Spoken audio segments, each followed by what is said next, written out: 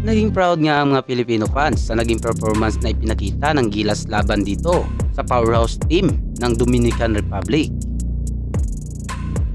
Ngunit naulit niyang siste dito kay Coach Reyes nung laban nila noong 2014 Spin FIBA World Cup.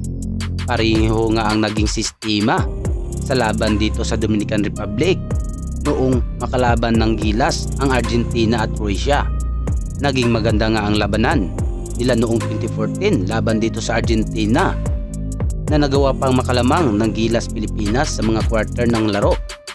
Kita nga sa laro nang mahirapan itong bigman ng Argentina na si Escola laban kay Junmar Fajardo.